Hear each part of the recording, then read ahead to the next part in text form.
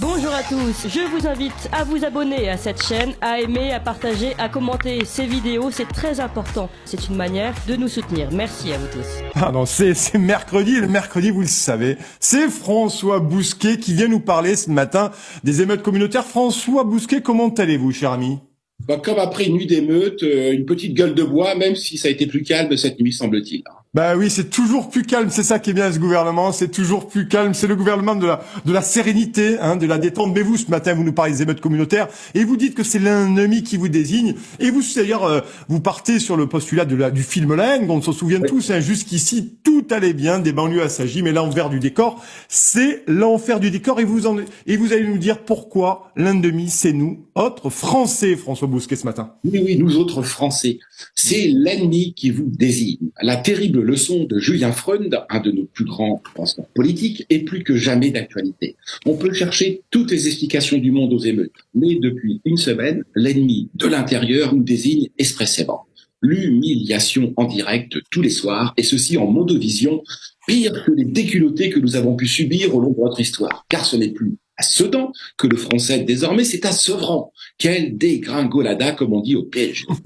Le terme de guerre civile est pourtant impropre.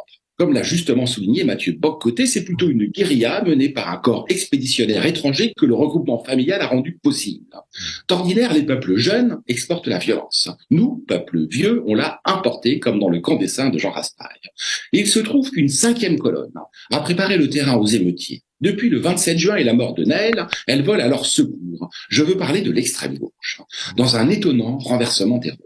Car les troupes de la France insoumise et d'Europe Écologie Les Verts ressemblent de plus en plus à une armée de supplétifs. Ce sont les supplétifs du décolonialisme, comme il y avait jadis des supplétifs coloniaux. En somme, les tirailleurs de nos anciens tirailleurs.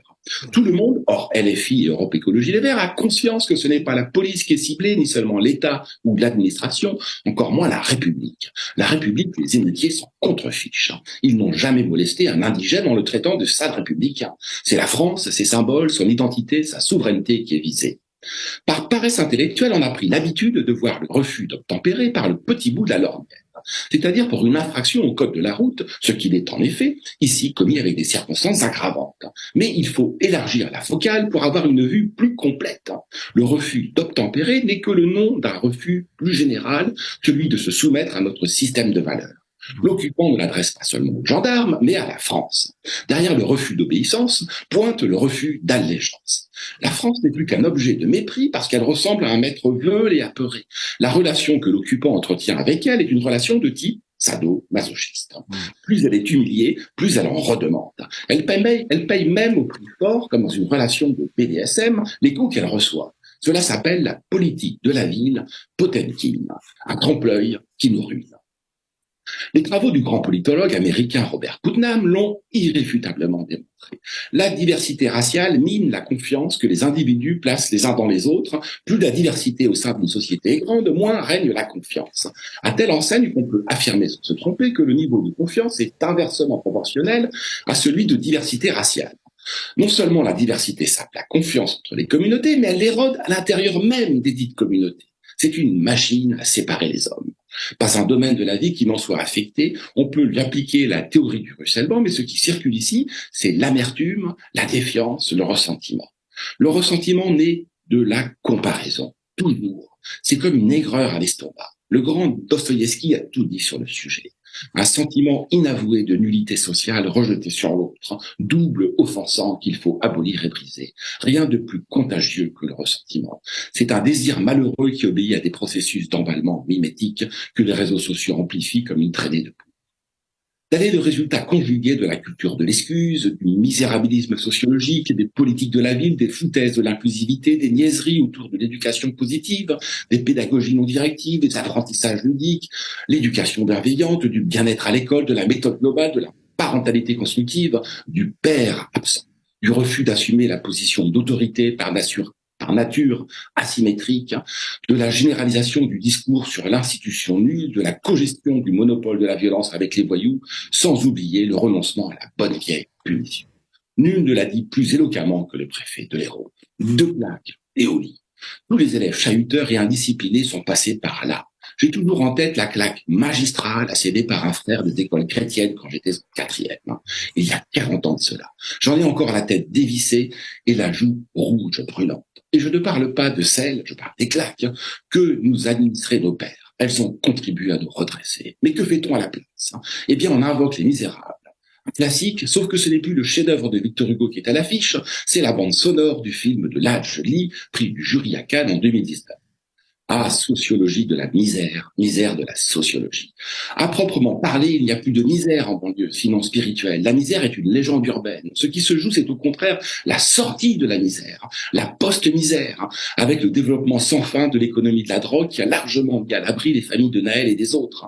Ces banlieues n'ont que l'apparence des townships, sud-africaines.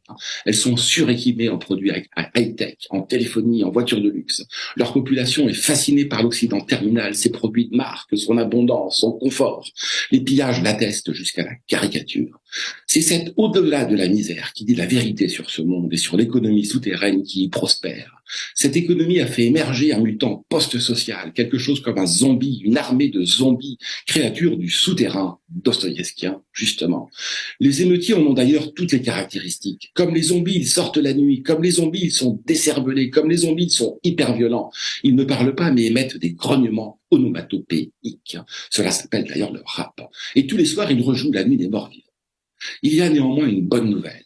Enfin les masques tombent, enfin les yeux se dessillent, enfin le mur du mensonge se fissure. La comédie de l'intégration vire à la tragédie de la désintégration. Gérard Collomb avait pourtant prévenu Macron. Aujourd'hui, on vit côte à côte, je crains que demain, on vive face à face. Nous y voilà. Si le réel, c'est ce qui perdure lorsqu'on a cessé d'y croire, comme le disait le grand romancier Philippe Cadic, eh bien le réel, c'est pour nous ce qui reste au petit matin après une nuit d'émeute. Un chant de désolation et un chant de ruine. Mais sans ce choc, sans ces émeutes, pas de réveil possible. Soit le choc nous maintiendra dans notre état d'hébétude, soit il nous en extirpera. Ou bien nous nous relèverons, ou bien nous nous enfoncerons encore un peu plus. D'ores et déjà, le Rassemblement national a un boulevard devant. Et paradoxalement, c'est la racaille et l'extrême gauche qui l'auront ouvert. Merci à eux de nous avoir rappelé qu'il n'y a pas de cohabitation possible. Ce sera eux ou nous. Merci François Bousquet, une claque, deux paires de claques et au lit. Effectivement, c'est le préfet Moutou de l'Hérault qui a eu cette belle phrase sur. Voilà, merci beaucoup François Bousquet. Vous êtes rédacteur en chef de la très bonne, excellente revue Éléments. Abonnez-vous à l'acheter en kiosque et bien sûr directeur de la nouvelle librairie. Je vous souhaite une excellente journée, cher François. Et merci beaucoup en tout cas. Merci beaucoup François Bousquet.